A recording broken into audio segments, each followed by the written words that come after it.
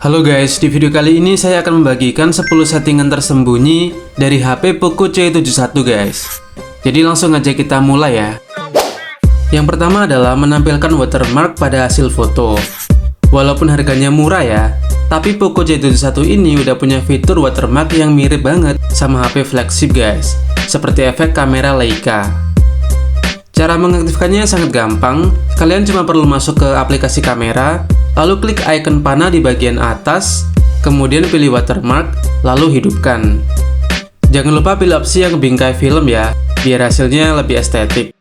Jadi sekarang setiap foto kalian bakal ada watermark keren, lengkap dengan info shutter speed dan ISO-nya seperti ini guys. Jadi foto kalian kelihatan makin profesional. Sekarang kita lanjut ke settingan yang kedua guys. Kita bakal atur warna dan kontras layar biar tampilannya lebih lembut dan nyaman banget di mata. Caranya buka pengaturan, geser ke bawah, lalu pilih layar, scroll lagi ke bawah sampai kalian nemu opsi kontras dan warna. Nah, di sini kalian bisa langsung pilih antara standar, hangat, atau keren. Tapi kalau kalian mau lebih fleksibel, ada juga opsi manual di mana kalian bisa geser efek warna hijau, merah, atau biru sesuai selera. Sebagai contoh ya, saya bakal pilih efek warna biru biar layar di HP saya jadi kelihatan lebih sejuk dan bikin nyaman di mata guys. Ini dia fitur yang ketiga guys, yaitu menampilkan presentasi baterai. Sebagian dari kita mungkin nggak sadar ya, kalau awalnya presentasi ini nggak muncul. Jadi kita nggak bisa siap-siap kalau baterainya mau habis. Tenang, cara mengaktifkannya juga simple kok. Kalian cukup masuk ke pengaturan, lalu pilih baterai, dan langsung nyalakan presentasi baterai di status bar. Nah, sekarang kalian bisa lihat sisa baterai secara akurat, dan bisa lebih antisipasi kapan harus segera mengisi daya guys. Nah, lanjut ke settingan yang keempat, yaitu aktifin refresh rate yang paling tinggi guys. Soalnya meskipun ini HP murah ya, tapi udah support 120 Hz. Sayang banget kan kalau nggak dimaksimalkan. Caranya juga gampang, tinggal masuk ke setting, terus buka menu layar, lalu cari opsi refresh rate atau rasio penyegaran layar guys. Dan di sini langsung aja pilih yang paling tinggi yaitu 120 Hz. Hasilnya buat scroll-scroll jadi jauh lebih mulus, nggak nge-lag, dan pastinya lebih enak dipandang.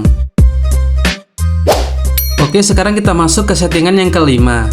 Karena HP ini belum support fitur ketuk 2 kali untuk nyalain layar, jadi solusinya kita aktifkan fitur angkat untuk menyalakan layar guys.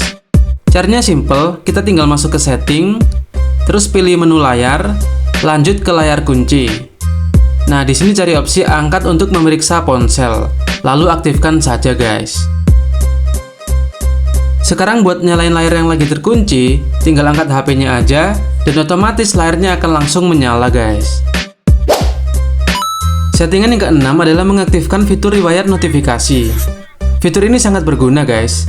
Misalnya kita dapat pesan di WA, tapi belum sempat baca. Tiba-tiba pesan itu malah dihapus sama pengirimnya. Pasti bikin penasaran kan? Nah, dengan fitur ini, kita tetap bisa tahu isi pesan yang dihapus tersebut. Untuk mengaktifkannya, tinggal masuk aja ke pengaturan, kemudian pilih notifikasi, buka histori notifikasi, dan di sini langsung aja kita aktifkan guys.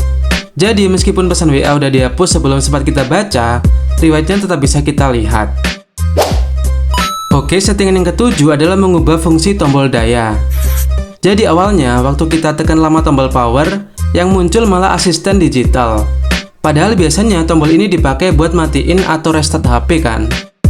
Memang sih masih bisa pakai kombinasi tombol volume atas dan power, tapi kadang terasa agak ribet guys.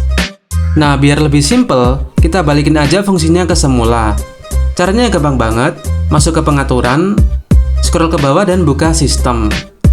Kemudian pilih gestur, lalu buka tekan dan tahan tombol daya. Dan di sini langsung aja kita pilih menu daya guys.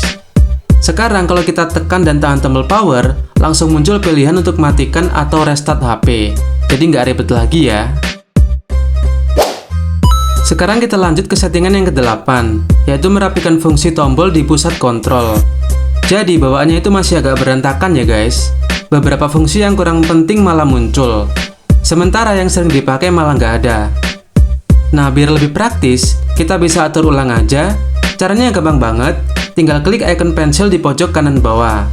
Nah, di sini kita bisa atur aja, yang nggak penting pindah ke bawah, dan yang penting kita taruh di atas seperti ini guys. Sekarang fungsi-fungsi di pusat kontrol jadi lebih rapi dan simple, tapi tetap nggak ngurangi fungsi yang penting-penting ya. Selanjutnya, settingan ke-9 adalah mengatur tombol navigasi. Secara bawaan letaknya agak membingungkan ya. Biasanya tombol back ada di sebelah kanan, tapi ini malah kebalik. Jadi kerasa nggak nyaman karena nggak sesuai kebiasaan.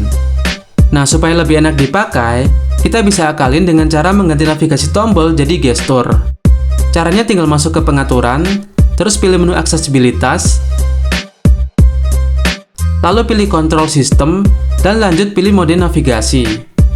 Nah, di sini kita bisa ubah aja ke mode navigasi gestur, guys. Sekarang tampilan jadi lebih clean, dan yang paling penting makin nyaman dipakai karena nggak perlu ribet mikirin posisi tombol yang kebalik lagi. Oke, terakhir nih guys, meskipun HP ini termasuk yang paling murah ya, tapi tetap dibekali fitur keren yaitu penambah RAM virtual.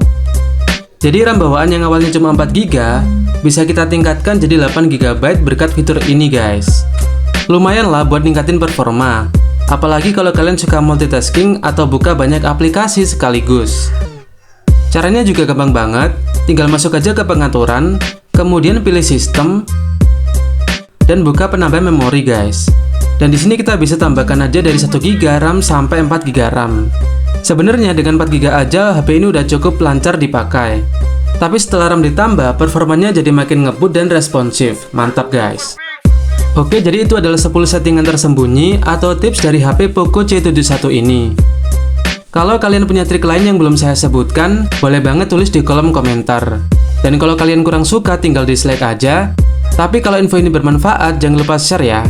Klik like dan subscribe biar nggak ketinggalan video menarik berikutnya. Terima kasih.